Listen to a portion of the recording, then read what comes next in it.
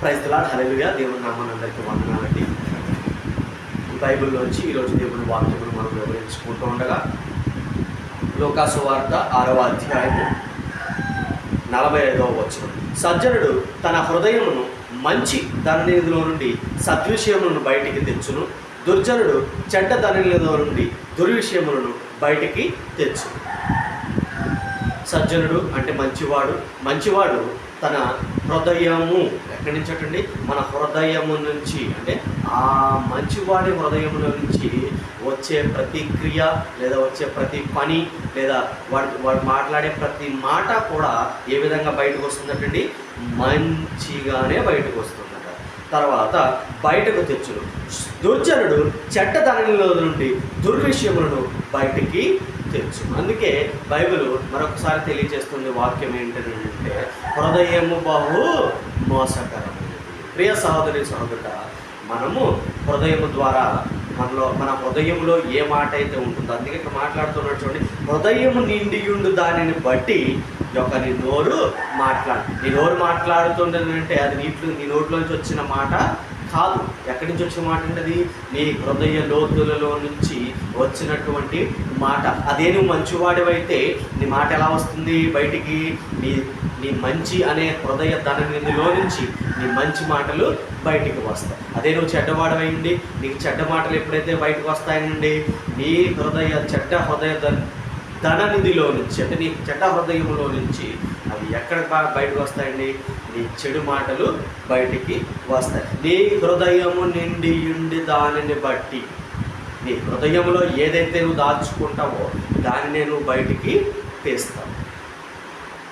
నీ హృదయంలో ఏదైతే నువ్వు నింపుకుంటావో దాన్నే నువ్వు బయటికి తీస్తావు, దాన్నే నువ్వు బయటికి తెలియజేస్తావు. ప్రియ సహోదరి సహోదరుడా, ఉదయకాల సమయం ముందు నీవు సజ్జను వలె ఉండాలని ఆశపడుతూ ఉన్నావా, లేదా దుర్జనుడి వలె ఉండాలని ఆశపడుతూ ఉన్నావా? సజ్జనుడు తన ఇరుగు పొరుగు వారందరినీ కూడా మంచిగా ఉండాలని ఆశపడుతూ ఉంటాడు. అదే దుర్జనుడు అయితే ఇరుగు పొరుగు వారందరూ కూడా చెడ్డగా ఉండాలని ఆశపడుతూ ఉంటాడు. వారి మీద లేనిపోని నిందలు వేస్తూ ఉంటాడు. ఎక్కడ లేనటువంటి చెడు క్రియలను వారిపై రుద్దుతూ ఉంటాడు. ఎన్ని చేసినా సరే కానీ నీవు దేవుడైనటువంటి యెహోవా యందు నమ్మిక ఉంచిన ఎడల నువ్వేం చేస్తావండి? దేవుని యందు నమ్మిక ఉంచిన ఎడల నీవు సజ్జనుడు వలె ఎదుటి వ్యక్తి వారి యందు నువ్వు మంచి మాటలనే వ్యక్తపరుస్తావు కానీ చెడు మాటలను నువ్వు వ్యక్తపరచవు. అయితే ఈ మాటలన్నీ ఎక్కడి నుంచి వస్తాయంటండి? నీ హృదయము. అందుకే బైబిల్ చెప్తూ ఉంది, నీ హృదయమును నీవు ముందు సరిగా చూచుకో. నీ హృదయాన్ని నువ్వు సరి చేసుకుంటే నీ క్రియలన్నీ కూడా అక్కడ సరి అయిపోతాయి.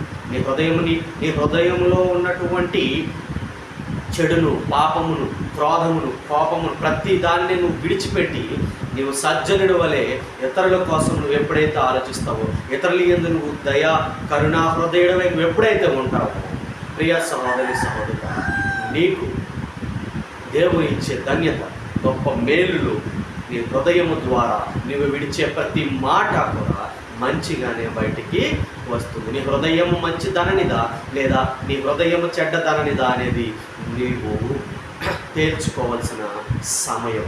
ఉదయకాల సమయం ముందు వాక్యము వింటున్న ప్రతి కుమారుడు కుమార్తె, ప్రతి సహోదరి సహోదరుడు, ప్రతి వృద్ధుడు, అందరూ వృద్ధురాలు కూడా, వీరందరూ కూడా మరొకసారి జ్ఞాపకం చేసుకోండి. ప్రియ సహోదరి సహోదరుడా, ఇంకా నీవు దుర్జనుడి వలె చెడు మాటలు చెప్తూ ఉంటే మరొక్కసారి జ్ఞాపకం చేసుకో. వాక్యము మీతో మాట్లాడుతుంది.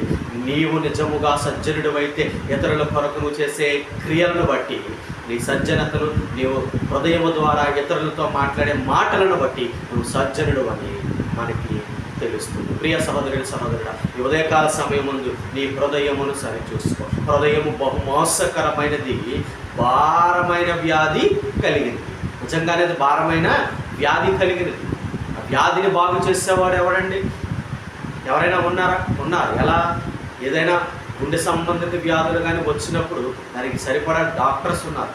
కానీ నీకు వచ్చినటువంటి ఈ సమస్య వలన, ఏ సమస్య అంటే అది ఒక దుర్జనుడి వలె నువ్వు చెడు మాటలను విడిచుచు చెడు పనులను, చెడు క్రియలను చేస్తూ ఉన్నటువంటి నీవు నీ క్రియలను మార్చుకోవడానికి, నీ క్రియలను అంటే వ్యాధిని దేవుడు తొలగిస్తాడు. ప్రియ సహోదరి సహోదరుడా, గుండెకు వచ్చినటువంటి ఆ వ్యాధిని నీవు దేవుని దగ్గరకు వచ్చి నువ్వు దేవునితో మాట్లాడి దేవునితో ప్రార్థనలో పెట్టి నీవు ఆ వ్యాధిని తొలగించుకో. ఇంకా ఎవరైనటువంటి ఆ స్థితిలో ఉండి ఆ వ్యాధి కలిగి ఉంటే కనుక ప్రియ సహోదరి సహోదరుడా, నీ హృదయమును బాగుపరచువాడు ఆయనే.